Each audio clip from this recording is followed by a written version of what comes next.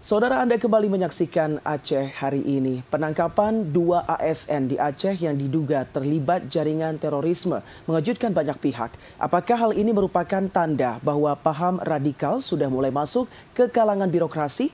Kita akan membahasnya bersama pengamat terorisme Al Haidar. Assalamualaikum Pak Al Haidar.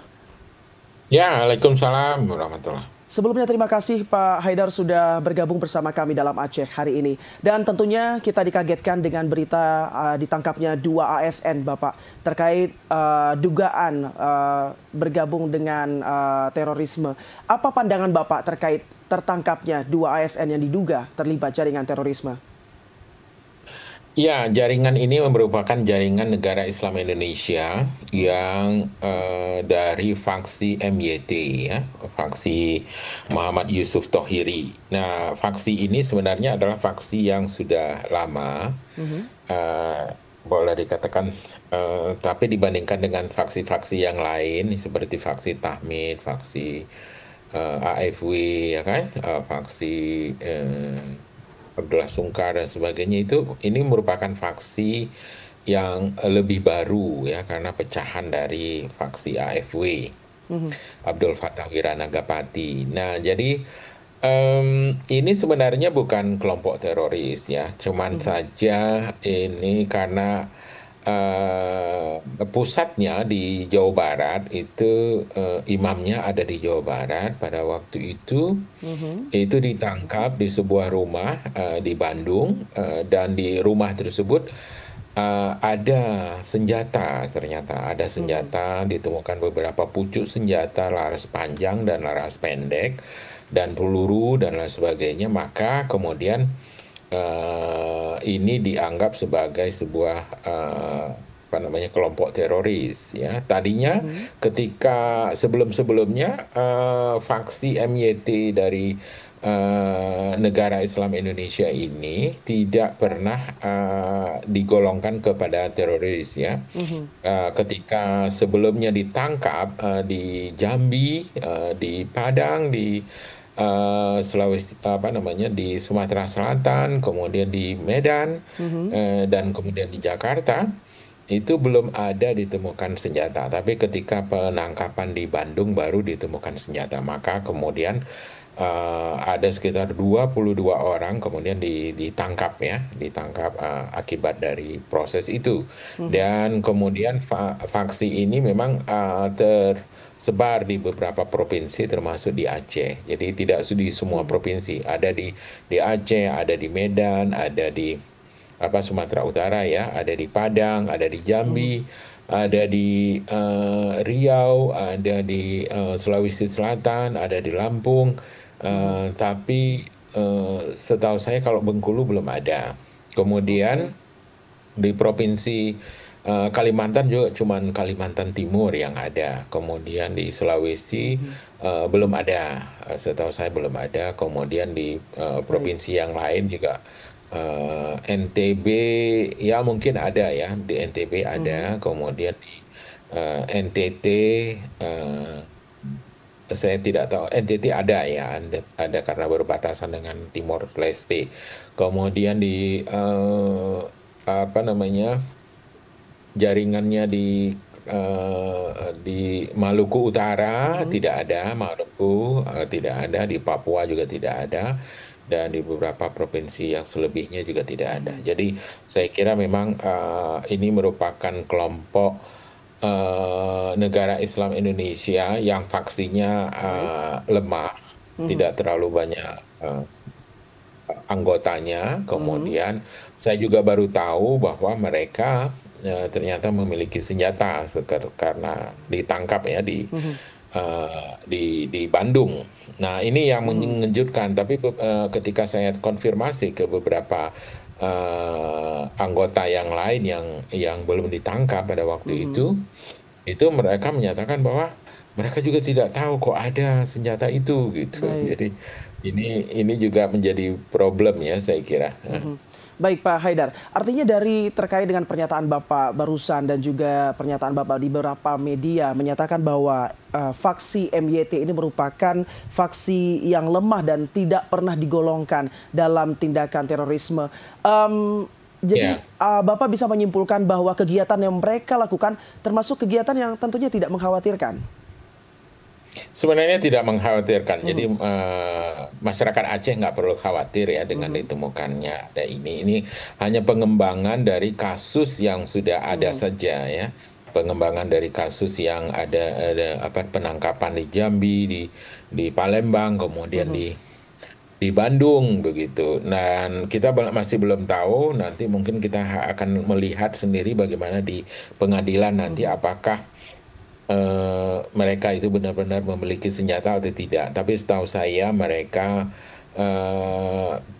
tidak bergerak untuk separatisme, Mhm, ya, tidak seperti OPM, tidak seperti GAM, mhm, dan kemudian tidak mau mengganti bendera. Bendera mhm. mereka masih bendera merah putih juga, cuman Baik. ada lambang bulan bintangnya sedikit di atas. Mhm, Kemudian mereka memang ingin mengganti Pancasila dan UUD 45 karena mhm, mereka memiliki UUD sendiri yaitu Kanun Azazi Negara Islam Indonesia mhm. dan mereka menganggap bahwa Pancasila itu Pancasila yang benar itu adalah Piagam Jakarta. Baik. Jadi Piagam Jakarta karena sudah dihapuskan dulu tahun 45, Mhm. maka bagi mereka itu yang mereka ingin teguhkan kembali gitu. Itu Baik. jadi bukan sebuah gerakan separatis, gerakan brutal, gerakan yang Mhm, akan menghantui atau mengancam mhm. Aceh, Indonesia, bukan, bukan. Baik, Pak Haidir. Tentunya artinya ini setelah ada pengembangan kasus dari Jambi, Sumatera Selatan, tentunya berarti ada sangkut paut juga ya Pak ya dengan permasalahan dan juga kasus sebelumnya di Jambi dan juga Sumatera Selatan. Maka dari itu tim Densus 88 untuk melakukan tindakan di Provinsi Aceh. Ya, betul. Mhm, Jadi memang luar biasa namanya deteksi dari Densus ya. Dan saya sudah mengingatkan sebenarnya kepada Mirza, kepada Zainal, kepada mhm, yang lain-lain gitu bahwa sudah banyak kejadian-kejadian di Jawa Barat. mhm, Jadi mereka harus lebih hati-hati karena ada hal-hal yang ini kan sebuah organisasi yang besar ya, mhm. bukan sebuah organisasi yang biasa. Kalau Baik. kalau jamaah Islamiyah malah lebih kecil kalau kita Mhm, lihat daripada organisasi NII ini. NII ini ada 18 faksi dan MYT itu faksi MYT itu adalah salah satunya.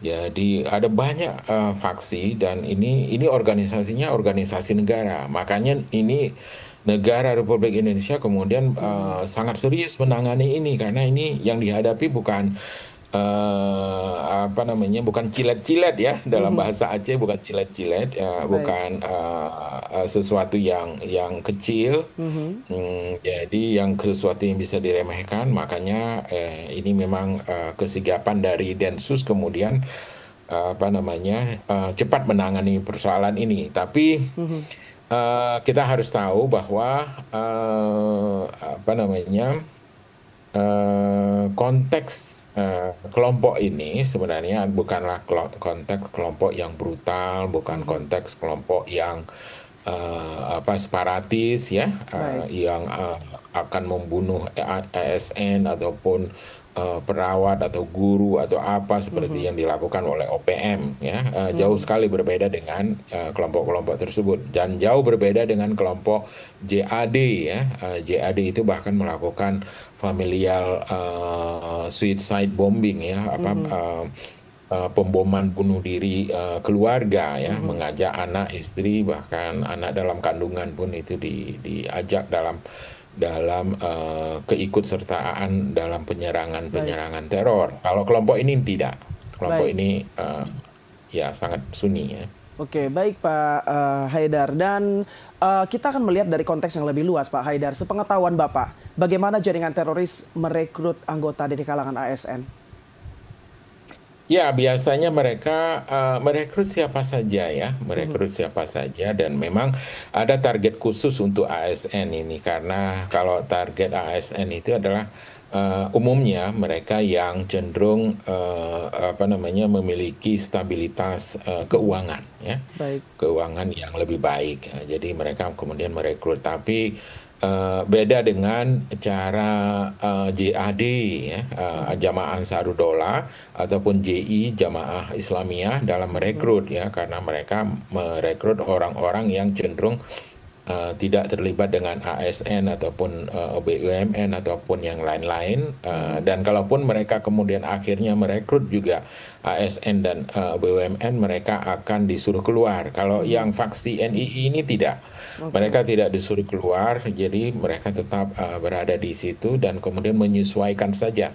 Yang penting bahwa mereka sudah berbaiat, dan baiat itu katanya secara eskatologis akan mereka pergunakan nanti kalau mereka sudah meninggal. Artinya kalau sudah meninggal di alam kubur nanti, itu mereka kalau ditanya oleh Marabuka, oleh malaikat, itu mereka akan memperlihatkan bahwa mereka sudah pernah berbaiat, sudah pernah berjihad untuk menegakkan syariat Islam. Jadi mereka akhirnya juga memilih Aceh karena Aceh adalah sebuah daerah yang sudah melaksanakan syariat Islam walaupun belum secara kafah, tapi itu bisa dimulai dari situ dan tidak ada gerakan-gerakan bersenjata dan kekerasan lainnya di sini.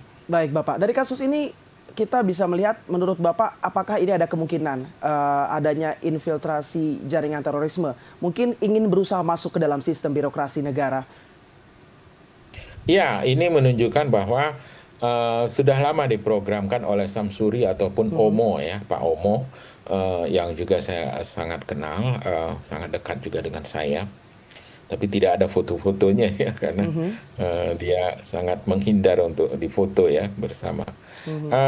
Jadi selama saya penelitian, itu sebenarnya memperlihatkan bahwa target-target kepada ASN, infiltrasi kepada, bukan infiltrasi sebenarnya ya, lebih kepada